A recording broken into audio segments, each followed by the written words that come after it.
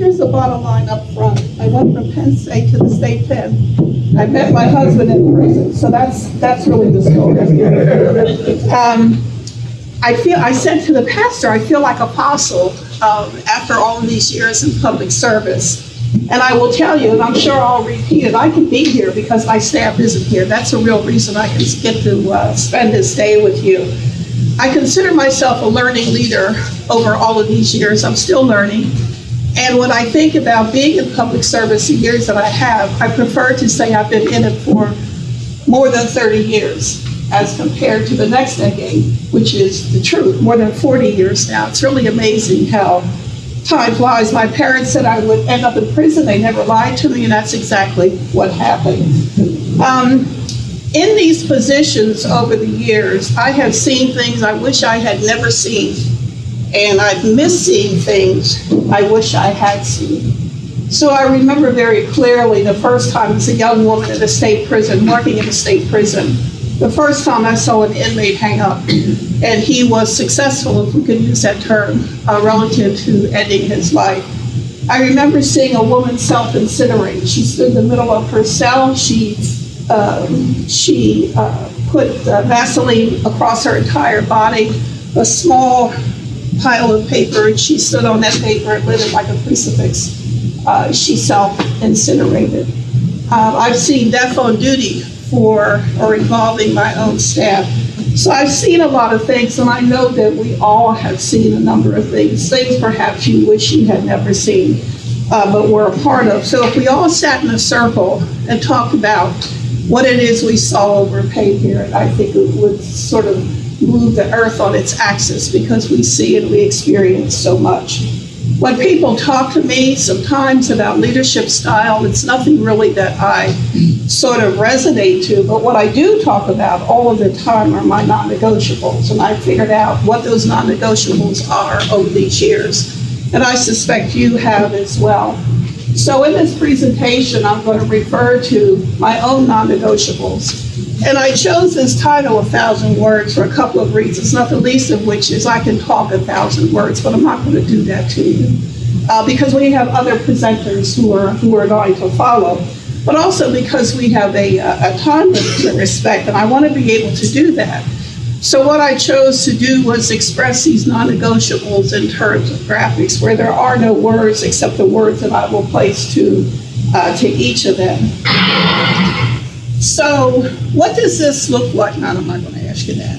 What does this represent in terms of our positions? We've talked about it a couple of times today. What does it represent?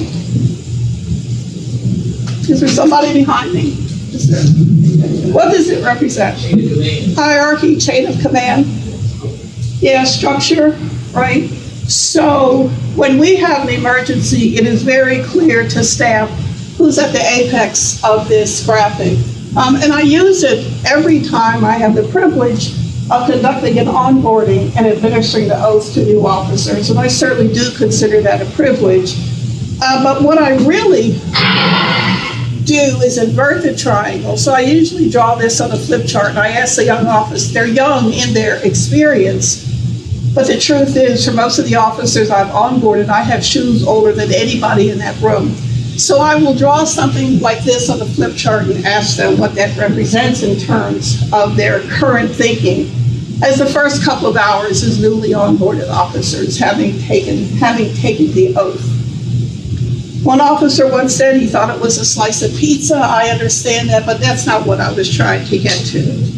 What I do is place myself here when I'm talking with new officers. I place myself here. Now, I get the fact that, again, during the emergency, I'm at the apex of that. That's the way it has to happen. But more importantly, the folks who are at the top of the organization, as far as I can see, are the people who are delivering this service every single day. For the 12 years that I had the privilege of serving as Federal Security Director, I can tell you this. Every single flight got to its destination safely. That is of no small measure. So I remind officers all of the time, this is where you belong. Symbolically, I'm pulling resources, kind of like this shape. I'm pulling resources to support that front line. Those are the people who are most important in getting that mission accomplished, certainly not the federal security director. Directors come and go. Every once in a while I get sick too. You know what? The mission keeps moving. So if you multiply the number of years I had the privilege of being FSD times the number of flights out of that airport every single day over the last 12 years, about 1,200 flights a day pre-COVID is what we were looking at. About 77,000 originating passengers a day out of that airport. So I talk in terms of those numbers with officers so they never forget. I don't let them forget. I repeat it. It's really important that you all remember how important you are in the process of securing folks. So my non-negotiables, this is one of my primary non-negotiables.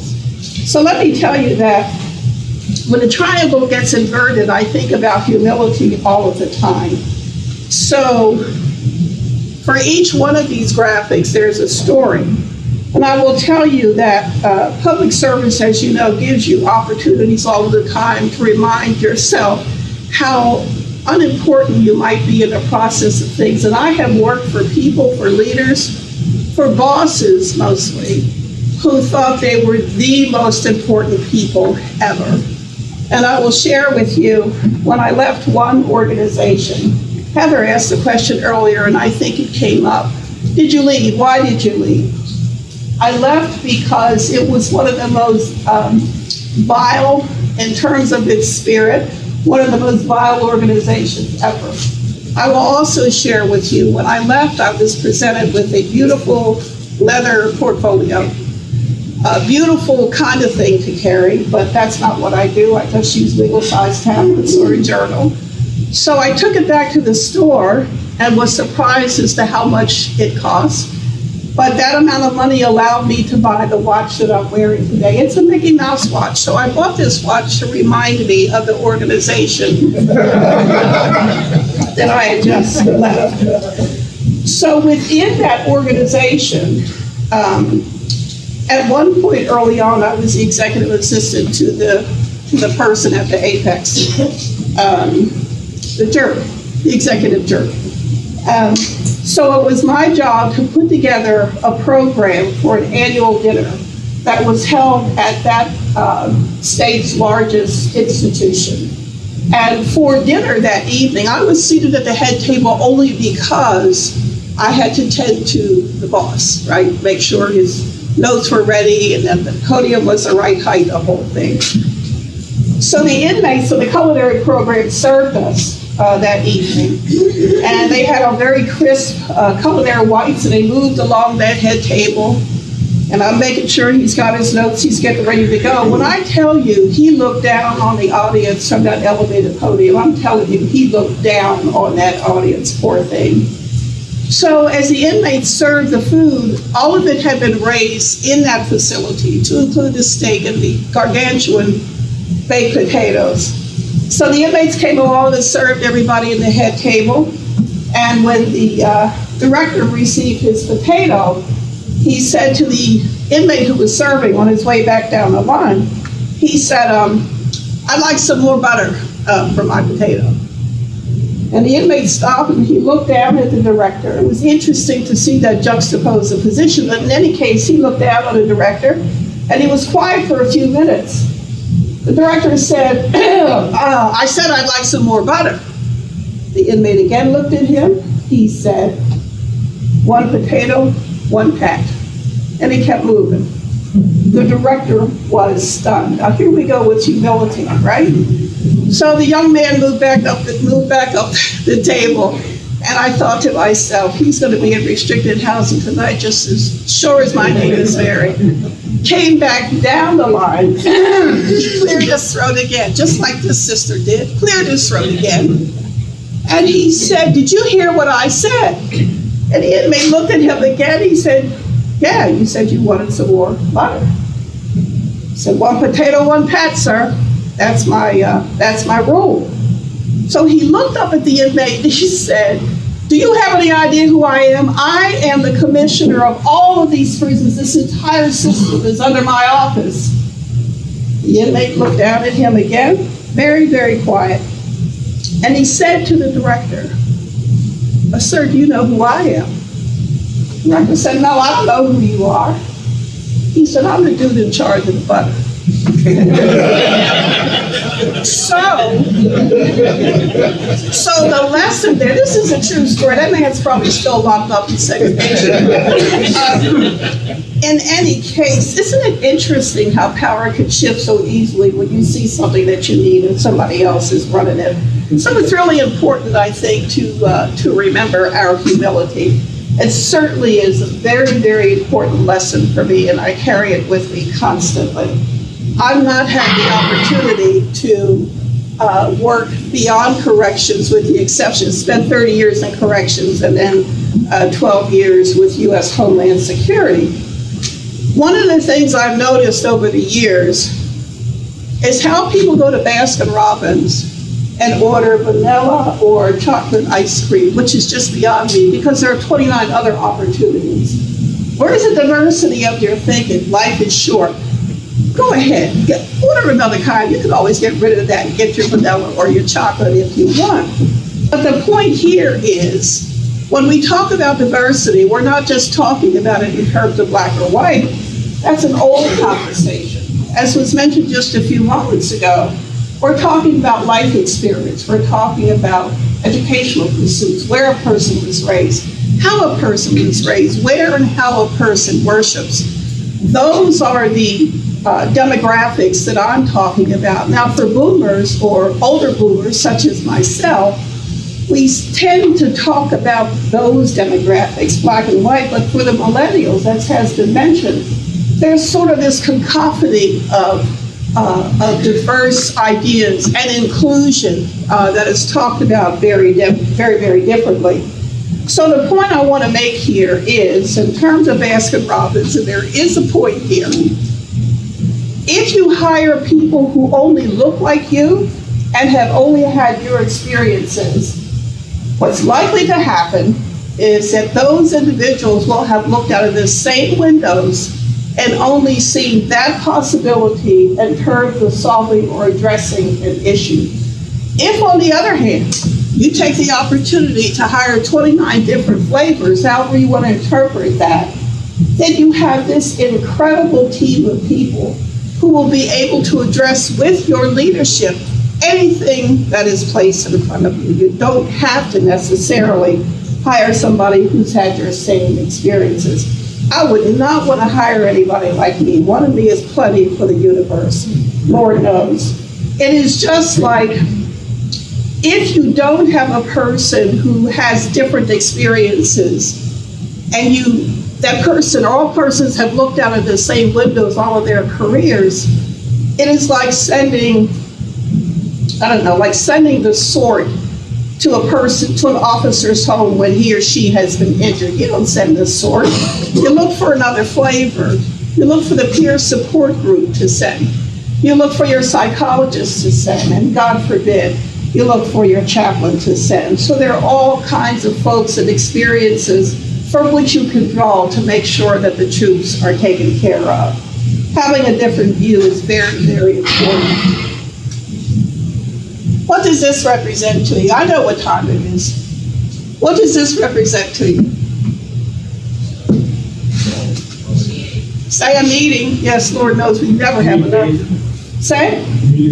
Communication. Say more about that, Billy.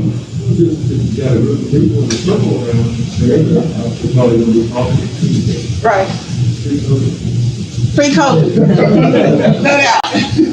No doubt. So years ago, I had the opportunity to open a maximum security men's prison south of Philadelphia in Chester, Pennsylvania. Anybody here from Chester, Pennsylvania? You know anything about Chester, Pennsylvania? I thought my life was complete too until I learned some things about Chester. One of the things I learned is that generations of families were raised on that Delaware River in terms of shipping companies that came in to build or decommission ships. Overnight, the Caverna shipbuilding company rolled out like Baltimore Colts. It packed it all up and left overnight, which left the city in terrible, terrible economic circumstances. People couldn't raise their families. Folks took to crime in order to support families, to let some stories be told. So all of a sudden, the Commonwealth of Pennsylvania decides it's going to do a favor for the city of Chester by moving a maximum security prison over a 4-block area where neighborhoods once existed, where kids played and grandkids played. When the heavy equipment came and eminent domain was put in place, that heavy equipment just rolled over neighborhoods. When we had to do an excavation on the big yard at the prison years later, we began to find flower pots, pieces of kids' toys. The very life of the city had actually been buried. And to make it worse, it was almost like a setup for the new superintendent, because I couldn't offer positions to the folks whose backgrounds, many were incompatible in terms of security clearances, so they could not be hired. It was a terrible, terrible circumstance. When I got there, I figured one of the best things to do was to reach out to the community, and I'll get to that in a minute, but these round conference tables, because it was a new place, I was able to purchase some furniture rather than walk in and you get what you get. But I wasn't able to buy round conference tables because the agency wouldn't approve it. So the first time I went into the conference room, I looked at this 10 to 12 foot table, and at the head of the table was a chair that had a higher back than the rest of the chairs. There was a beautiful leather blotter, a set of flags, and an amazingly well-crafted pen set. So I said to the executive assistant, is the Pope coming? I mean, whose chair is this? I wasn't understanding why that chair back was higher. Pardon me, and she said to me, no ma'am, she said, that's where you sit. And I thought, well, in a pig's eye, I'm not doing that. So every week, I would sit at another chair on the side of the table. And it drove the staff to distraction because they were so accustomed to, in their own experiences, the person who was in charge having some sort of need to sit in that chair. I didn't have a need to do that. I never thought, and still to this day don't think, that I'm the person who's carrying the water for this team. We're carrying these buckets together. And so if I were queen of the forest, there would only be round conference tables. There would be no 10 or 12 foot table where I think, because I'm sitting at the head of the table, that I'm in charge. You're not in charge of anything if you think you have to sit at that position, at that table. And anyway, sitting at that position doesn't make you the chief. How you do what you do, how you model is what makes you the chief. That doesn't make me any more important than going to DMV and somebody handing you a driver's license makes you a good driver. It's just not the way this thing goes. There's something that relates to this. This bullseye, in my experience, this represents the places where I've had the opportunity to work. These concentric circles away from that center represent the community, relationships, partnerships. So going back to the description of that prison, when we moved in, obviously the community was very unhappy with the space that we took up, 4 city blocks. Didn't want us there. I couldn't offer positions to folks. And so I learned over a short period of time, I was going to do my best work for that prison by working outside of the prison, concentric circles away from where we were. I reminded the officers, as you come through the city every morning or on overnight or mid-shift, when you stop at the mom and pop store to get some juice or a sandwich, whatever it is it's going to be, bear in mind who and what you represent. The city's not happy that we're here, so be careful in your dealings. I said to them, if one person goes rogue, we're all going to be tagged with that behavior, so please be very, very careful. Now, we've had a couple of one-offs, and we used to say that not one person can run a prison, but one person can screw one up. That's for no one sure. The most important thing I did was the morning after, I think one of the most important things I did.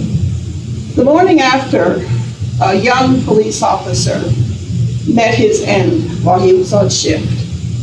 The outpouring in that community was something that we've all experienced. I didn't know him. I hadn't met him. But I understood what his mission was. The very next morning, I was the second person in line to the chief's office to go and extend our condolences as a large part of that city. From that day forward, our relationship with that city changed like white on rice. We were able to then do public works in the city. We were then able to, through our greenhouse program, provide fresh produce and flowers for the senior high-rises in the city. So all of those things we did away from the center of our organization really lifted our organization in terms of how the city regarded us. I thought it very, very important. The other thing, as a result of our, and I say our, losing the officer, I said to the chief a day or two later, I went back over, could have called, but went back over because we were just knowing each other. Even though I had attended community meetings and I went to school board meetings and city council meetings, I went back to the chief and I said, look, sir, we take up 4 blocks.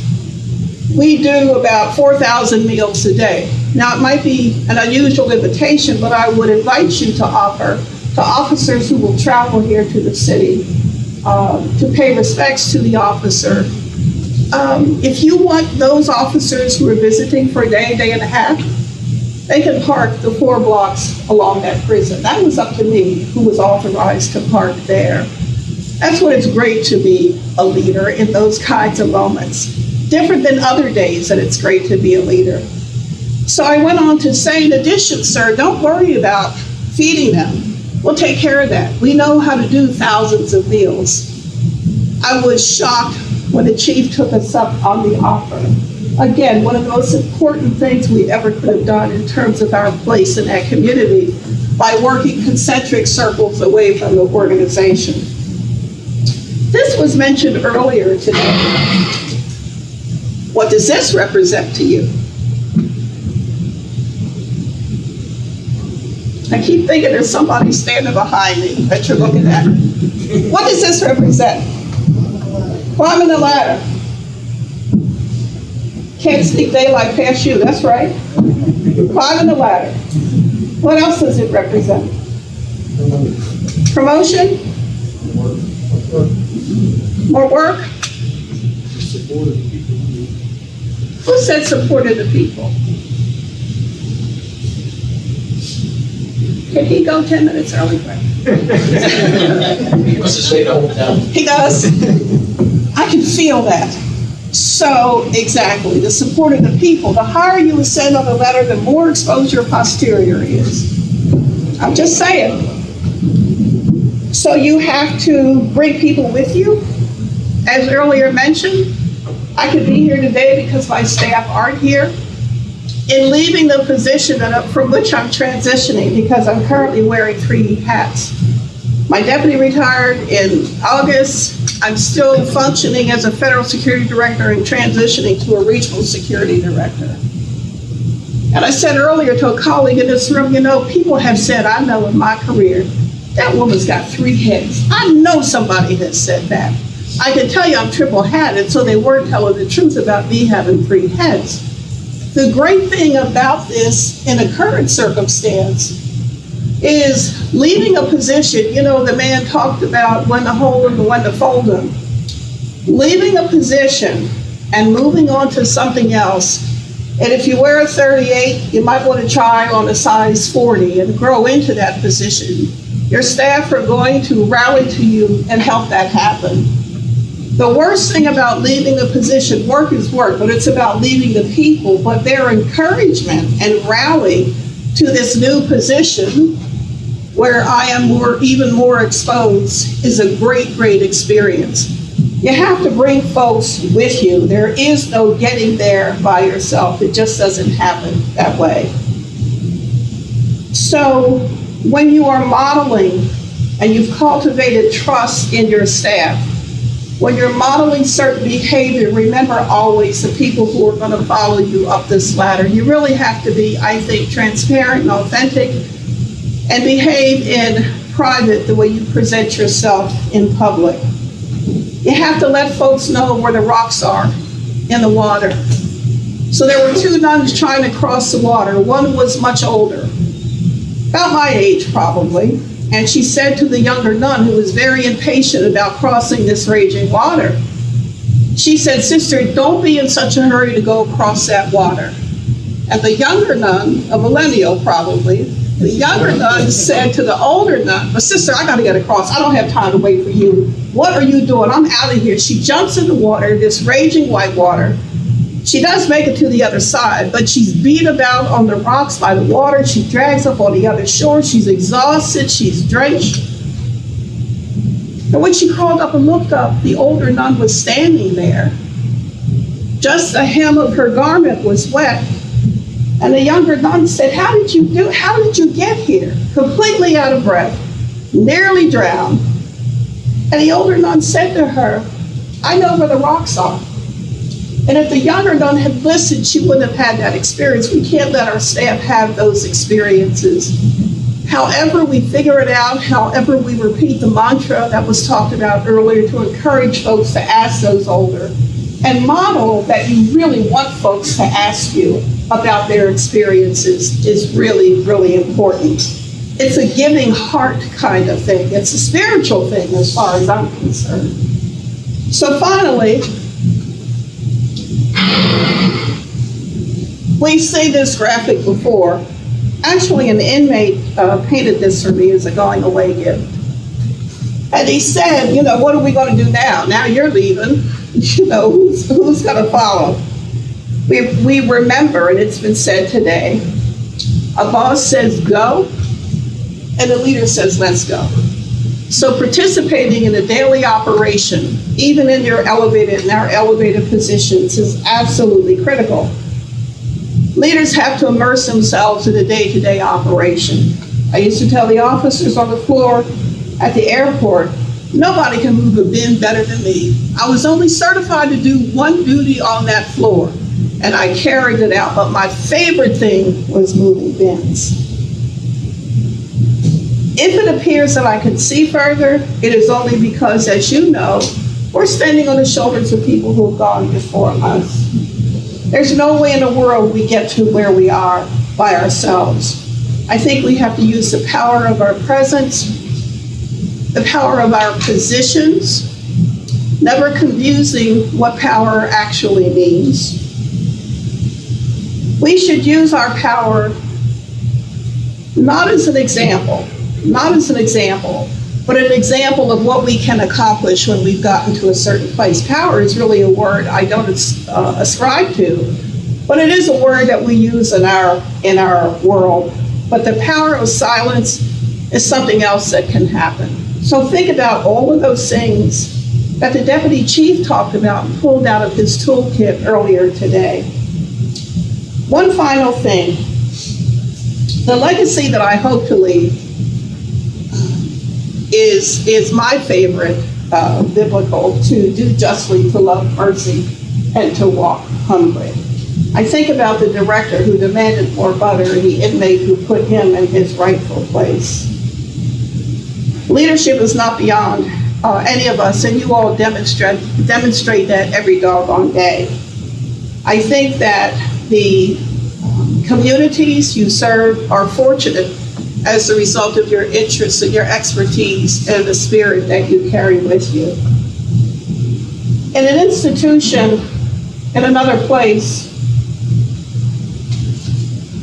I one day early on heard inmates coming down the hall, the main corridor. I never heard so many MFers in my life. Now, I've seen some things. But I'm like, is it possible every man in this prison has the same surname? Is that possible? So I asked the good lieutenant, we were standing the main corridor, and we were going to move on to main line, where the gentlemen were going to partake of some culinary expertise. So I said to the lieutenant, so you're going to stand here and let these guys talk this way? He said, well, the prison where I come from, that's what I said. Okay, fine. Well, you're not in that place any longer.